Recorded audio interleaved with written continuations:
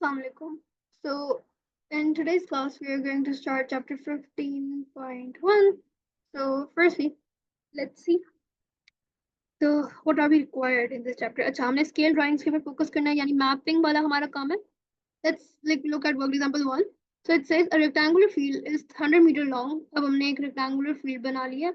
It's 100 meter long and 45 meters wide. The scale drawing of the field is made a scale of 1 centimeter to 10 meter. यानी कि 1 centimeter to 10 meter का क्या मतलब है कि हम 1 centimeter ड्रॉ करेंगे और इसका मतलब है 10 meters ड्रॉ हो चुका होगा.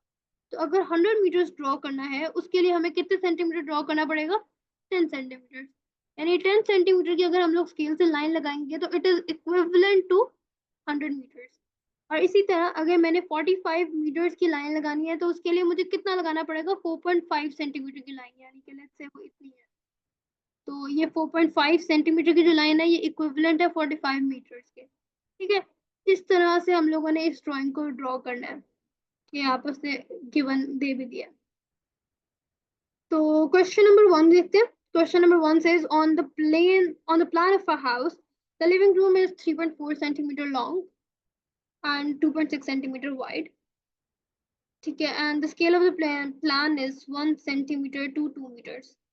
उसने जो हमें प्लान बताया वो है कि 3.4 सेंटीमीटर लॉन्ग है और 2.6 सेंटीमीटर जो है वो वाइड है.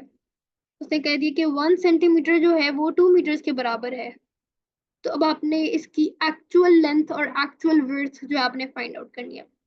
अब 3.4 सेंटीमीटर को हम यहाँ लिखते हैं और एक्स मीटर्स कर देते हैं. ठीक है, तो now to find x meters यानी कि इसकी जो लेंथ है उसको फाइंड करने के लिए हमें 2 को 3.4 से मल्टीप्लाई करना पड़ेगा. So when we will multiply 2 into 3.4, we are going to get 6.8. तो इसका मतलब है कि 6 point इसकी जगह 3.4 की जगह 6.8 मीटर्स ये लेंथ है, actual length. Actual width find करने के लिए भी हम लोग क्या करेंगे 2 से मल्टीप्लाई करेंगे 2.6 को. 2.6 को 2 से मल्टीप्लाई करेंगे we are going to get 5.2 meters as the result. So the actual length width is 5.2 meters. So the actual length is 6.8 meters and actual width is 5.2 meters. Okay. Now the next question इसको erase करना था.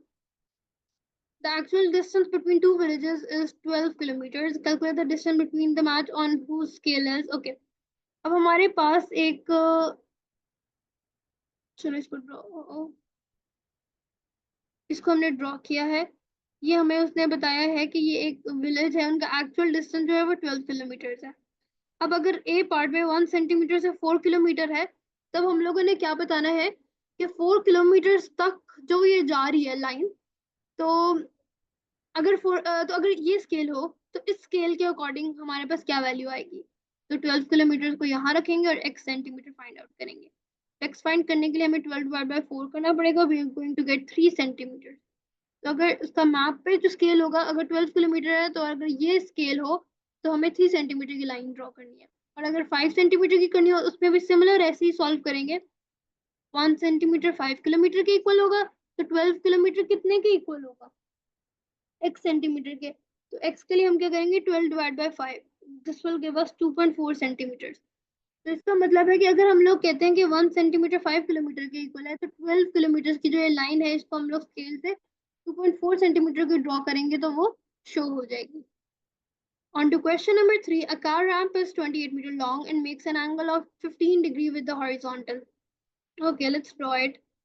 ये हमारे पास ऐसे है और ये ऐसे है. ठीक है, कार रैम्प है ये जो कि है 28 meters long और ये एक एंगल बनाती है 15 degree with the horizontal. A scale drawing is to be made of the ramp using the scale of this. How long will the ramp be on the drawing? Drawing पे अब क्या होगा अगर 28 meters एक्चुअल में है और 5 meters इसका scale क्या था. इसका स्केल था 1 सेंटीमीटर 5 meters के इक्वल है. तो 28 meters कितने के इक्वल होगा. सिंपल हम इसको x is equals to 28 divided by 5 कर देंगे. So we are going to get 5.6 centimeter. यानी ड्राइंग में हम लोग इसको 5.6 सेंटीमीटर जो है वो शो कराएंगे. Okay. What angle will the lamp make with the horizontal on the drawing? Drawing में एंगल में कोई फर्क नहीं आएगा. लेंथ में फर्क आएगा ड्राइंग में पर एंगल उतना ही रहेगा. तो 15 डिग्रीज ही आप लिखोगे. Okay, and that's it. Exercise 15.1 finished. It's a very small exercise, but we are done with it. Okay.